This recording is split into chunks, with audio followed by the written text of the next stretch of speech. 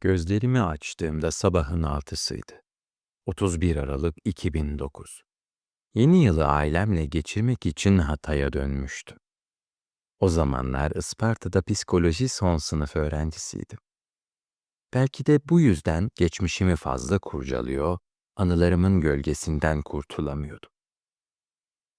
Kendime kahve yaptım, hırkamı giyip bahçeye çıktım. Serin havada yürürken çocukluğumun mekanı gözümün önündeydi. Dedemin evinin önündeki kırmızı salıncak, güllerle çevrili bahçe, incir ve erik ağaçları, ortada köklü bir zeytin ağacı. Hepsi hala oradaydı. Ama asıl belirgin olan anılardı. Bayram sofraları, kuzenlerle oyunlar, kahkahalar, dedemin bizi kovalayışı. Silüetler ardı ardına gözlerimin önünden geçti. Her yıl bir yenisi ekleniyor, saplanıp kalıyordu kafamın içindeki anılar bataklığına. Anılarım çırpınıyordu. Belki de benden nefret ediyorlardı. Çünkü onlara hiç rahat vermiyordum. Birer anı olmalarına izin vermiyor, sürekli zihnime çağırıyordum. Oysa belki de ara sıra hatırlasaydım, işlerini yapmaya devam edebilirlerdi. Belki o zaman sadece bir kelime değil, gerçekten birer anı olurlardı. Böylece ben de anılarımın huzura ermesi gerektiğini düşünmezdim. Onları çok sıktığımı, rahat bırakmam gerektiğini hissetmezdim. Oysa ben hiçbir anın tadını yaşandığı anda çıkaramadım. Hep geçmişin gölgesiyle kirlettim şimdiyi. Eğer o anlara saygı duysaydım, belki de bugün geçmiş de bana saygı duyardı. Ama bütün bunları düşündüğüm anda bile, farkında olmadan yeni bir anıyı bataklığa itiyordum. Dedemin beni dürtmesiyle kendime geldim. Sabahın bu saatinde beni gördüğü için mutluydu. Çünkü bu sabah ev halkının uyanmasını yalnız başına değil, yanında en sevdiği torunuyla bekleyecekti. İçeriden minderi getirmemi istedi. Salıncakta rahat oturabilmek için özel yaptırmıştı. Minderi koydum, oturdu, sonra da bana yanına yer açtı. Dedem esmer tenli, orta boylu, hafif kilolu, yüzü yılların çizgileriyle doluydu. Her zaman kasketiyle gezerdi. Mutluyken gülümsemesi bir çocuk kadar masumdu. Ama öfkesi, gülümsemesine tamamen zıt, korkutucu ve sınır tanımazdı. Şimdi o çatık kaşların altındaki diri gözler yüzünde geziniyordu. Gelmezsin sanıyordum. Kaşlarımı çattım, yüzüne baktım. Uzun süredir içimde biriken öfke ve kırgınlık bu soruyla dışarı taşmak için fırsat bulmuştu. Sanılarının sana hayal kırıklığı yaşatacak kadar uzun süreceğini hiç düşünmemiştim. Hatta bu koca ailenin de senin gibi ihtimaller üzerine kurulu sanılardan ibaret olduğunu görüyorum. Bencil, duygudan yoksun. Böyle bir aileden fazlasını beklemek zaten haksızlık olurdu. Neyse ki sen de ailedensin. Sırrımız seninle güvende. Ne diyeceğimi bilemedim. Böyle bir cevap beklemiyordum. Dedem söylediklerinden çok bakışlarıyla, ifadeleriyle duyguları aktarabilen bir adamdı. Hep sahip olmak istediğim bir meziyet. Afallamıştım. Ama toparlandım.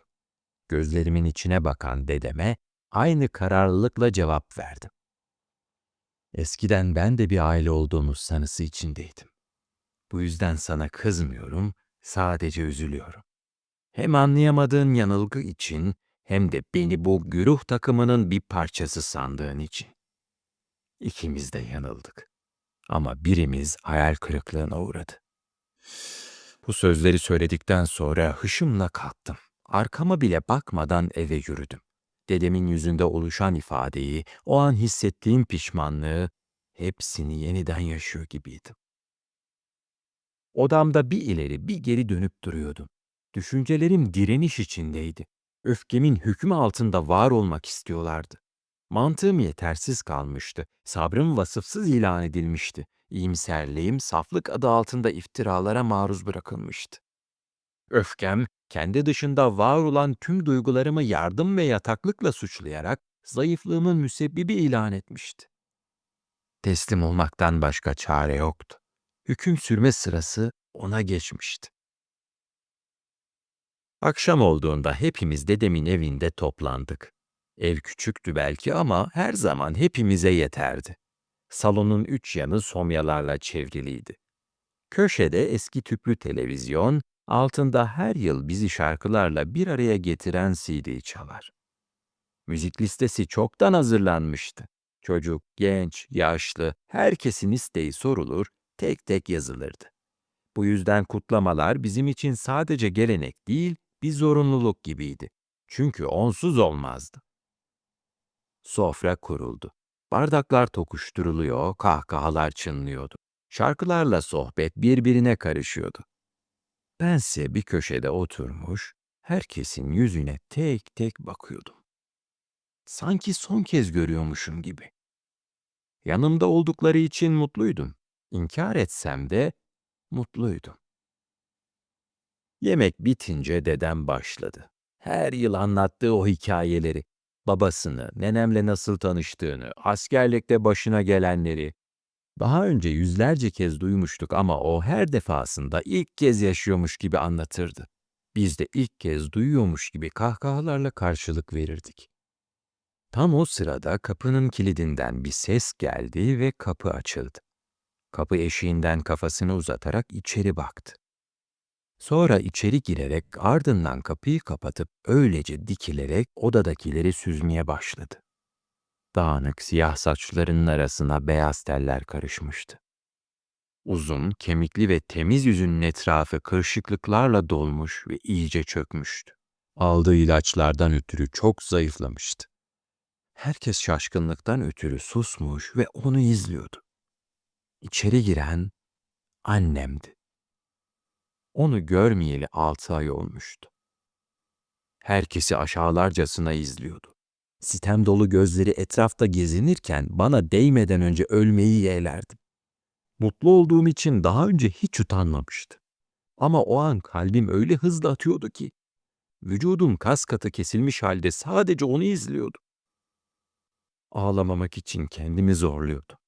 Daha tek bir kelime bile etmeden, sadece bakışlarıyla bana kendimi bu kadar savunmasız, aşağılık ve çaresiz hissettiren bu kadın konuşursa ne yaparım diye düşünüyordum. Arkada çalan müziğin dışında ses yoktu. Sonunda biri müziği kapatmayı akıl etti ve ilk konuşan annem oldu. Üstünden yıllar geçmiş olsa da hiç unutmadım. Daha doğrusu unutamadım, asla da unutamayacağım. Çok zor dönemlerden geçtiğim yıllarda yanımda olmadınız. Ne çektiğimi bile bile acılarımı görmezden geldiniz. Kocam olacak adam bana sırtını dönüp beni evde yalnızlığa mahkum ettiğinde ne yargıladınız ne de yadırgadınız. Evlerinizde sessizliğe gömülerek beni çocuklarımla yalnızlığa terk ettiniz. Beni dinliyormuş gibi yaparak aşağılayıp durdunuz. Bakışlarınızla istenmediğimi belli ettiniz. Sevgi vermediniz, saygı göstermediniz, destek olmadınız. İsyan edip karşı geldiğim için beni delirmekle suçladınız. Ailemi bana karşı doldurdunuz. İstemediğim halde beni doktorlara götürdünüz, ilaçlar aldırdınız. İstemediğim tedavilere maruz bıraktınız. Nasıl yaşamam gerektiğine siz karar verdiniz. Ne ailenizi aldınız, ne de azat ettiniz. Hayatımı mahvettikten yıllar sonra bile hala mutlu şekilde yaşamlarınızı sürdürüyorsunuz. Nasıl olsa hesap sorduğum için yine aşağılayarak sakinleştirmeye çalışacak ve beni ait olduğuma inandığınız yere, hastaneye 4 duvar arasına, tedavi adı altında yalnızlığa mahkum ederek unutacaksınız. Ben yıllarımı, gençliğimi sizin yüzünüzden kaybettim. Neden ilaç vermiyorlar size? Niçin cezalandırılmıyorsunuz? Neden hesap sorulmuyor size? Hayatınızda olmamı istemeyip nasıl benim adıma kararlar alabildiniz? Çocuklarımı bana karşı nasıl doldurabildiniz? Konuşmasını böyle noktaladı. Dimdik duruyordu karşımızda. Tek bir duygu kırıntısı yoktu yüzünde. Meydan okuyan gözleri karşısında çoktan teslim olmuştu. Annemi tedavi gördüğü hastaneye geri götürdüm. O uyuyakalana dek başında bekledim. Günah çıkarmak için benimle konuşacağını umut ediyordum. Uyumadan önce beni uzun uzun seyretti. Ben gözlerinin içine bakamıyordum. Ama annem sadece beni izliyordu. Koca bir aileyi karşısına alarak hayatları boyunca unutamayacakları bir konuşma yapan, bunu yaparken de tek bir mimik hareketi bile göstermeyen bu kadın, şimdi karşımda ağlayarak benden onu affetmemi diliyordu. Ama ben içimden onun beni affetmesini diliyordum. Mete, oğlum. Her ne kadar haklı bir konuşma yapmış olsa da annem, hasta olduğu gerçeğiyle yüzleşememişti. Asla da yüzleşemeyecekti. Anneme şizofreni teşhisi konulduğunda 8 yaşındaydım.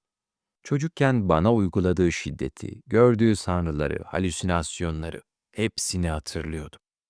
Bana gösterdiği şiddet için pişman olduğunu biliyordum. Küçükken bana yaşattığı korku ve acıdan dolayı annemi çok suçlamış, hatta ondan nefret etmiştim. Hastalığını idrak edecek yaşa geldiğimde nefretimi yenmiş olmama rağmen anneme olan duygusuzluğumu hiçbir zaman yenemedim. Onu her şeyden koruyup kollamaya hazırdım. Hastalığını ilaca bağlı kalmadan yaşayabilmesi için psikoloji bölümünü okumam, hayatımı ona adamamın kendimce bir kanıtıydı. Ama ona bu kadar değer veriyor olmama rağmen onu sevip sevmediğimden emin değildim. Kimin haklı olduğunun artık bir önemi yoktu. Bu kadına kendimi borçlu hissediyordum ve yaşadığım süre boyunca hayatımı ona adamaya hazırdım. Aldığı ilaçlar tesirini göstermeye başlamıştı. Adımı sayıklayarak yavaşça uykuya daldı. Artık rahatça yüzüne bakabiliyor, yüz hatlarını en ince ayrıntısına kadar inceliyordu. Canım çok yanıyordu. Her şeyi hatırladığım ve hiçbir şeyi unutamadığım için çok acı çekiyordum. Madem herkes günah çıkarmak için bugünü seçmişti, ben de yeni yıla üzerimdeki yüklerden kurtularak, yeni bir başlangıç yaparak ya da en azından bunu deneyebilmek için konuşmalıydım. İlk defa o gece konuşmuştum annemle. O beni duymasa da ben acılarımı kelimelere dökmeye başlamıştım. Uyuyan o yüze bakarak şunları söylemiştim. Bir kere olsun merak etmedin beni. Sohbet etmedik hiç seninle. Hiç anlatmadım sana dertlerimi. Sen de merak edip sormadın zaten. Hiç korumadın beni, sarmadın yaralarımı. Beni sevdiğine hiçbir zaman inanamadım. Bir kere olsun başarılarım için beni tebrik etmedin. İlkokulda karne günlerinde yanımda olmadın. Eve geldiğimde merak edip bakmadın bana. Hiç kutlamadın. Kazandığım üniversiteyi merak etmedin. Bana bir şeye ihtiyacın var mı diye sormadın. Mezuniyetime gelmedin. Beni hiç aramadın. İnsanlar bana zarar verdiğinde hiç akıl vermedin. Eve geldiğimde neden üzgün olduğumu sormadın. Kendimi korumayı öğretmedin bana. Her şeyden umudumu kestiğim anlarda yanına geldim. Ama sen beni hiç dinlemedin. Hayatının düzene girebilmesi için benden çok şey bekledin. Babamla boşanmanıza mani olmadığım için beni suçladın. O hayatını yeniden kurduğu için benden hep nefret ettin. Senin için bir şeyler yapmamı istedin. Babam da anlayışlı olmamı istedi. Onu anlamamı, yeni bir hayat kurarken yanında olmamı, senin onun yoluna çıkmanı engellememi, sana sahip çıkmamı istedi benden. Beni büyütme amacınızın size ebeveynlik etmem olduğunu çok geç anladı. Sen benden eski hayatını ve düzenini istedin, babamsa yeni bir hayat kurarken önünde engel olmamamı. İkinizin de istediğini yapacağım anne. İkiniz de öyle ya da böyle yaşamlarınızı sürdürürken, ben yaşamlarınızı sürdürün diye geleceğimi hep size göre şekillendireceğim. Hastanenin dışına çıktığımda ağladığımı fark etmiştim. Büyük bir kahkaha atarak sildim gözyaşlarımı. Çocukluğumdan beri gözyaşlarımı hep kendim silmiştim zaten. Yeni yıla yalnız girmemek, ailemle beraber olmak için gelmiştim ama geceyi yine tek başıma bir hastane köşesinde ağlayarak geçirmiştim. Yeni yıla girdiğim yer, küçükken hep bulunmak zorunda kaldığım, geleceğimde de işim yüzünden hep bulunmak zorunda kalacağım yerdi aslında. Arabaya doğru yürürken bu ironiyi düşünüyordum. Daha evdekileri sakinleştirmem, onlara annemin iyi olduğunu söyleyip vicdanlarını rahatlatmam gerekiyordu. Öyle ya, bunu da benim yapmam gerekiyordu. Neden bilmem. Ama arabaya binmeden önce gökyüzüne bakarak Atilla İlhan'ın Aysel Git Başımdan şiirinin son mısrasını tekrar edip duruyordu. Ölümüm birden olacak seziyorum. Ölümüm birden olacak seziyorum.